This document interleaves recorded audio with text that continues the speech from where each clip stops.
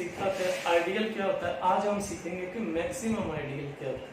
Ideal को थोड़ा सा रिवाइज करके फिर मैक्सिमम आइडियल की तरफ बढ़ते हैं कि अगर हमारे पास कोई सबसेट है किसी रिंग का, लेट्स सपोज आई सबसेट है आर का, आई कंटेन्ड इन आर, और कोई ए मेंबर है हमारे पास आई में से और आर मेंबर्स है हमारे पास रिंग में से, और एक और मेंबर्स है आई में से ए बी। अगर ए माइनस बी आई में से आ जाए, और दूसरा ये है कि ए इधर पड़ा हुआ है और रिंग का मेंबर इस साइड पे पड़ा हुआ है, और दोनों को जब आप कम्यूट करें तो ए डॉट आर जो है वो भी आपका आई में से आए और आर डॉट ए जो है वो भी आई में से आए। फिर हम कहते हैं कि ये जो सबसेट है रिंग आर का वो एक आइडियल है रिंग आर का। तो आज हम सीखेंगे कि मैक्सिमम आइडियल क्या है। मैक्सिमम आइडियल सीखने के लिए बिल्कुल आसान है। अगर नंबरिंग में हम सीखें सेट की बजाय, हालांकि हमने सेट में सीखना है, नंबर में अगर देखें तो फर्ज करें कि हमारे पास ये 5 एक नंबर पड़ा हुआ है और ये 7 पड़ा हुआ है। अब 5 7 का आइडियल तो है, ये उसमें कंटेन तो करता है। अब मैक्सिमम आइडियल कब होगा कि अब इसके बीच में कोई और नंबर ऐसा ना आता हो कि जो कंटेन करता हो 7। इन दोनों के बीच में कोई ऐसा इंटीजर, फर्ज करें अगर इंटीजर की बात कर रहे हैं तो कोई ऐसा इंटीजर ना आए जो इसमें कंटेन करता हो। अब देखिए आपको पता है कि 6 जो है इसके बाद 6 आता है और 6 इसमें कंटेन करता है, तो इसलिए हम कहेंगे कि 5 इज नॉट मैक्सिमल आइडियल, ये मैक्सिमल आइडियल नहीं है। अगर हमारे पास ये सूरत होती, अगर हम कहते कि ये 6 है और ये कंटेन कर रहा है 7 में, आपको पता है 6 और 7 के बीच में कोई ऐसा इंटीजर नहीं है कि जो 7 में कंटेन करता हो। इवन कि फिर या तो वो 7 इटसेल्फ हो जाए और या वो 6 इटसेल्फ हो जाए, तभी वो कंटेन इसमें करेगा। या तो वो 6 है तो फिर तो वो कर रहा है, या 7 जो है वो 7 में कंटेन कर दे। तो अगर ये दोनों नहीं है, इक्वल नहीं है, तो ये देख ले 6 और 7 के बीच में कोई ऐसा नंबर नहीं है कि जो 7 में कंटेन कर रहा हो। तो इसका मतलब ये होता है कि जब कोई ना आपको मिले तो फिर हम कहते हैं कि 6 इज एन आइडियल ऑफ 7। फिर हम उसको आइडियल कह देते हैं कि ये उसका आइडियल है। अब एक नंबरिंग में अगर सीखेंगे तो फिर सेट में आप सीख सकेंगे। अगर आप देखें 0 है और आप यहाँ पे फाइंड करना चाहते हैं, लेट्स सपोज 11 का आप आइडियल फाइंड करना चाहते हैं, मैक्सिमम आइडियल 0 11 का आइडियल तो है, उसमें कंटेन करता है, लेकिन मैक्सिमम आइडियल क्या है, इनके बीच में और कोई नंबर्स ऐसे नहीं है कि जो 11 में कंटेन कर रहे हैं। तो हमारे पास जो है 0 और 11 एक प्राइम नंबर्स है, तो प्राइम नंबर्स आप सारे देख लें कि कोई ऐसा नहीं है कि जो उसमें आ रहा हो कि 5 और 7 उसमें आ रहा है, उससे लेस है। तो अगर फर्ज करें 11 है तो 11 के जो बिल्कुल प्रीवियस है 10, जो फर्ज कर लें जो 10 है स्मॉल वैल्यूज यहाँ पे लाई करती है, 9 वैल्यूज यहाँ पे लाई करती है, 8 वैल्यूज यहाँ पे लाई करती है, छोटे सारे सेट जो है वो यहाँ पे आ रहे हैं। तो फिर हम कहेंगे कि ये आइडियल जरूर है लेकिन मैक्सिमल आइडियल नहीं है। इसके बीच में और बहुत सारे हैं, लेकिन अगर हम लेट्स सपोज 10 की बात करें तो 10 जो है 10 और 11 के बीच में कोई ऐसा इंटीजर नहीं है कि जो उसमें कंटेन करते हैं, तो फिर हम कहेंगे 10 जो है वो आपका मैक्सिमम। तो ये तो नंबरिंग में हम सीख रहे थे कि ये उसमें कंटेन कर। अब हम सीखते हैं कि सेट में अगर ऐसे हो तो हम सेट में कैसे कह सकते हैं कि ये उसका मैक्सिमम आइडियल है। उसी पैटर्न से जैसे हमने आइडियल की डेफिनेशन की थी, आप फर्ज कर लें हमारे पास एक आई इसी तरह और एक एम है और एक रिंग आर है।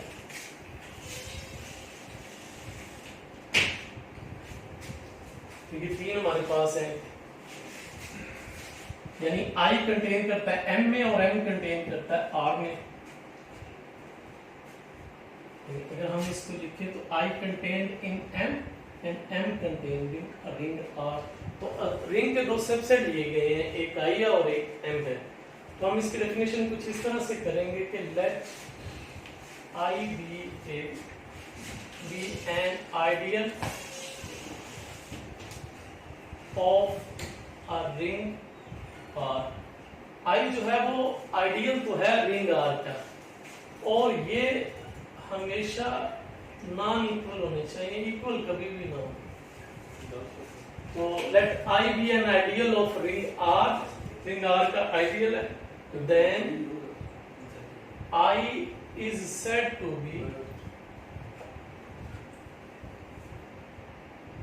be maximal।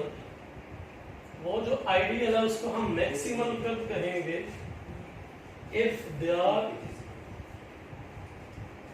does not exist,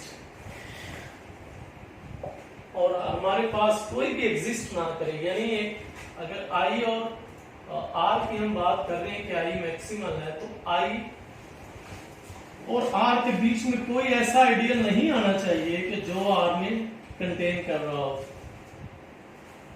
does not exist any proper ideal M of R such that I contained in M and M contained in R। यानी ऐसा कोई भी M जो है वो एग्जिस्ट ना करे कि I और R के बीच में आ जाए। अगर तो उनके बीच में कोई और भी लाई कर गया तो फिर ये मैक्सिमम आइडियल नहीं होगा, फिर ये मैक्सिमम आइडियल होगा। हाँ, अगर इन दोनों के बीच में भी कोई और कंटेन कर गया तो फिर M भी मैक्सिमम आइडियल नहीं होगा। तो वो ये कह रहा है कि अगर मैक्सिमम आइडियल आप कह रहे हैं कि कोई किसी का है तो उसके बीच में कोई और नहीं आना चाहिए। देन either, या तो फिर ये हो सकता है कि I जो है वो M के इक्वल हो जाए और M जो है वो R के इक्वल हो जाए, तो फिर जो हमारे पास I है वो मैक्सिमम आइडियल बन जाएगा। तो ये उसकी डेफिनेशन है। यानी आप जिसको मैक्सिमम आइडियल साबित करना चाह रहे हैं कि वो रिंग में कंटेन कर रहा हो और रिंग और R के बीच में कोई और ऐसा सेट ना हो कि जो उसमें भी कंटेन रिंग में भी कर रहा हो, और वो जो है वो आइडियल I से भी बड़ा हो, यानी उसमें I कंटेन कर रहा हो M में और M कंटेन कर रहा है R में, तो फिर ये I जो है ये हमारे पास मैक्सिमम आइडियल नहीं होगा। अब उस पैटर्न से M जो है वो मैक्सिमम आइडियल हो जाएगा।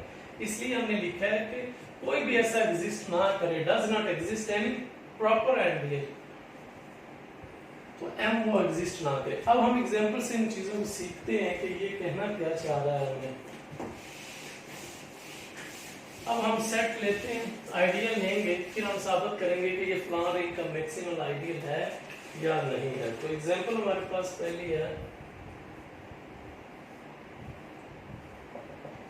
एग्जांपल नंबर 1 कि 4Z is maximal ideal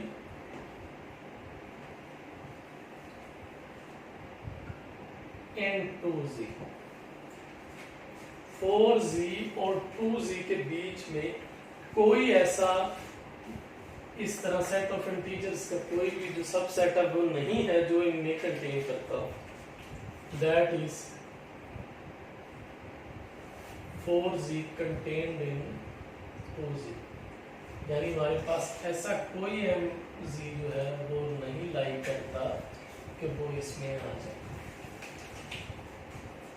तो 4Z जो है वो 2Z का मैक्सिमम आइडियल होगा। अगर आप देखें कि Z हमारे पास क्या होता है कि Z 0 +- 1 +- 2 +- 4 एंड सो ऑन, और 2Z यहाँ से क्या हो जाएगा, 2 से मल्टीप्लाई कर लें तो ये 2 बन जाएगा, ये 4 बन जाएगा और ये 8 बन जाएगा। और 4Z आप इस सारे फैक्टर्स को 4 से मल्टीप्लाई कर लें, ये 4 और ये 8 और ये 16। अब आप देखें कि ये जो 4 है, 8 है, 16 है, ये सारे यहाँ पे आ रहे हैं। 0 भी आ रहा है, 4 भी आएगा, आगे 8 भी है, इसमें 16 भी होगा। तो ये वाला फैक्टर्स इसमें कंटेन करता है। इन दोनों के बीच में कोई और ऐसा नंबर्स नहीं है कि आप 3z लें, 4z लें, 5z लें, 7z लें, कि इन दोनों के बीच में कोई आ जाए। तो इसलिए हम कह रहे हैं कि 4z जो है वो मैक्सिमम आइडियल है 2z का, यानी ऐसा कोई भी मेंबर्स एग्जिस्ट नहीं करता जो इन दोनों के बीच में आ जाए। तो इसलिए 4z जो है वो मैक्सिमम आइडियल है 2z का। तो एक एग्जांपल तुम्हारे पास ये है इसके, कि 4z मैक्सिमम आइडियल है 2z का। दूसरी एग्जांपल इसी पैटर्न से ये है, एग्जांपल नंबर 2, कि जो 12z है,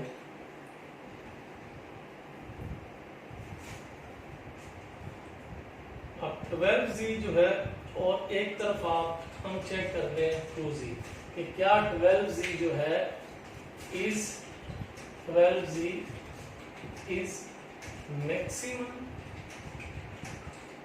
आइडियल ऑफ 2z। ओके, एक 12z हमने ले लिया, हमने कहा कि क्या ये उसका मैक्सिमम आइडियल है या नहीं है। तो 2z हमारे पास क्या है, सबसे पहले z हमारे पास ये है,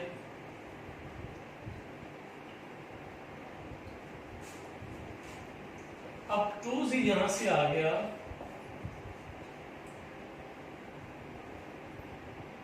ये वाला फैक्टर, और इसी तरह अगर हम 12z निकालना चाहें तो वो हमारे पास आ जाएगा इस पैटर्न से। क्या इन दोनों के बीच में कोई ऐसा सबसेट ऑफ इंटीजर्स नहीं है जो लाइक कर रहा हो? आप फर्ज करें आप आ जाते हैं उस पे 3z पे आ जाते हैं, तो 3z में क्या होगा, 0 plus minus 3 plus minus 6 plus minus 9 plus minus 12 plus minus 15। अब यहाँ पे 0 है, 0 कंटेन कर रहे हैं, और 12 है, 12 इसमें आ जाएगा, 24 इसमें आ जाएगा, 36 भी इसमें आएगा, और 48 भी आ जाएगा। तो ये सारे क्योंकि 3 से डिवाइड हो रहे हैं, तो इसलिए ये तो 3z सारे के सारे इसमें भी कंटेन कर रहा है, और ये सारा बल्कि ये वाला कंटेन कर रहा है 3z। तो इसका मतलब ये है कि जो 12z है, जो 12z है और हमारे पास 2z है, अब 12z और 2z के बीच में एक और भी सेट है हमारे पास, और वो है 3z। और 3z क्योंकि बीच में लाई कर गया, इसलिए 12z 2z का आइडियल तो है, मैक्सिमम आइडियल नहीं है। This implies that 12z is not maximum ideal of 2z। ये उसका मैक्सिमम आइडियल नहीं है, आइडियल जरूर है, मैक्सिमम आइडियल उसका नहीं है। तो एक चीज तो इसी तरह 6z में चेक कर लें, आपके सारे इस तरह फर्दर आप चेक कर सकते हैं कि कौन किसका मैक्सिमम आइडियल है या नहीं है। तो आगे हम जाके और इसकी एग्जांपल देखते हैं।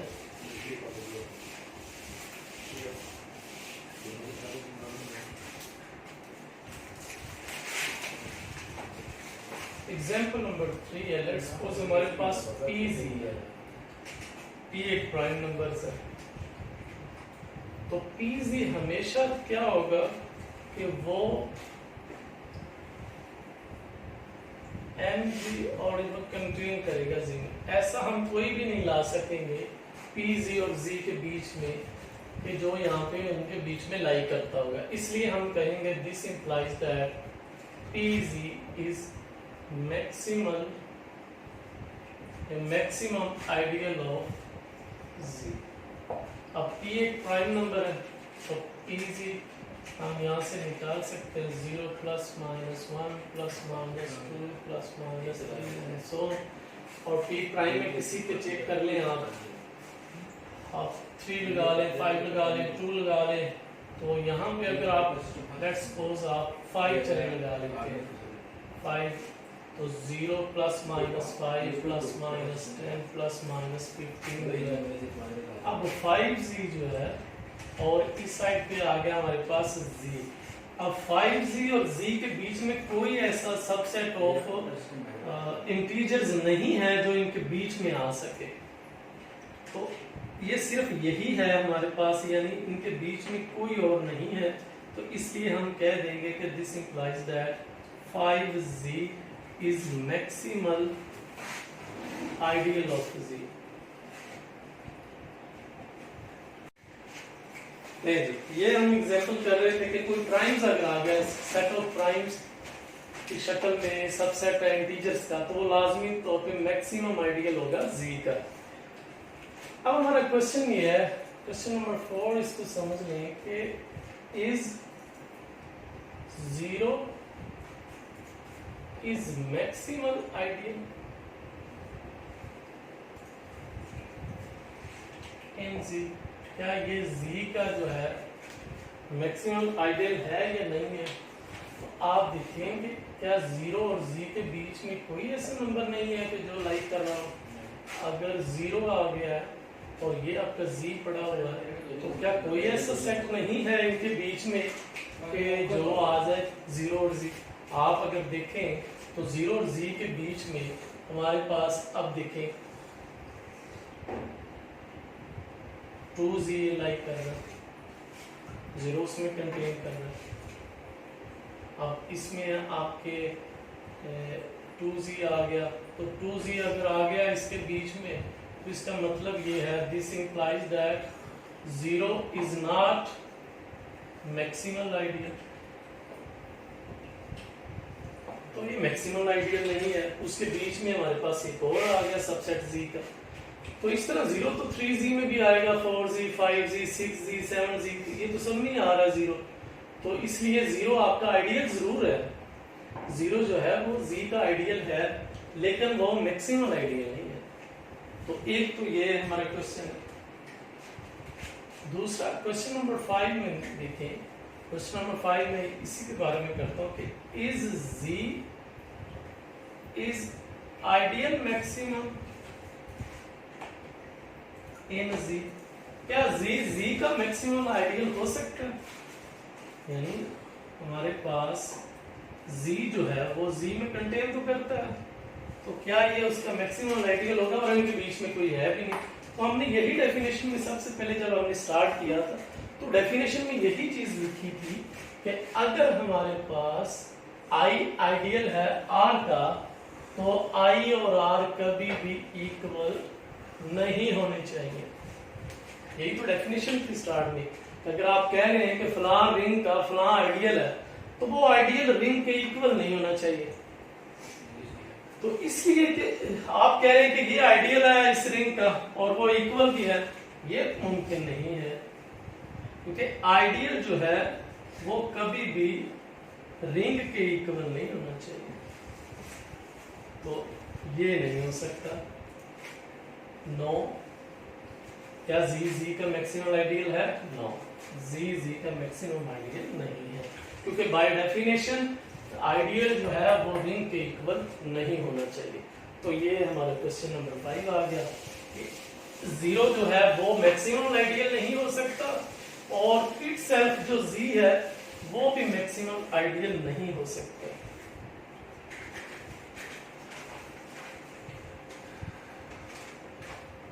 अब हमारे पास क्वेश्चन नंबर 6 समझ लें कि क्या 2z जो है 2z is maximum ideal of z10। क्या ये z10 का मैक्सिमम आइडियल है 2z10? इसके बीच में कोई और नहीं आएगा। तो हम देख लेते हैं कि सबसे पहले है कि z10 है क्या।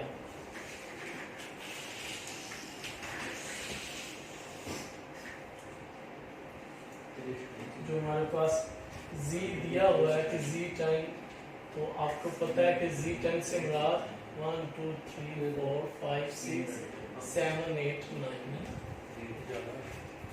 तो जब आप इसको 2 से मल्टीप्लाई करेंगे 2z10, तो 2 4 6 8 10 12 14 और ये आ गया। तो क्या ये और Z10 आपको ये पड़ा हुआ है, तो ये सारा जो कंटेन तो कर रहा है Z10 contain Z10 2 Z10 contain. अब सारा ये देखें, अब 0 आ गया, इसमें आ गया, 2 इसमें लाई कर रहा है, 4 इसमें है, 6 इसमें है, 8 इसमें। इसी तरह ये आप उसको जब मल्टीप्लाई करेंगे तो हमारे पास ये वाला 2Z Z10 में कंटेन नहीं कर रहा। 9 तक तो है, ये 8 तक तो है Z10, आगे 9 10 वो नहीं है, ये सारा मेंबर्स इसमें लाई नहीं कर रहे। 4C तो ये इसमें कंटेन नहीं कर रहा, तो क्या ये इसमें कंटेन कर रहा है? तो ये भी नहीं कर रहा। इसमें 9 है तो इसमें 9 नहीं है। तो इसका मतलब ये है कि जो 2Z है वो मैक्सिमम आइडियल नहीं है उसका Z10 का, वो सारे का सारा उसमें कंटेन नहीं कर रहा। तो एक तो ये कि वो सारा कंटेन करना चाहिए लेकिन वो सारा कंटेन नहीं कर रहा। तो 2Z10 is not maximum ideal.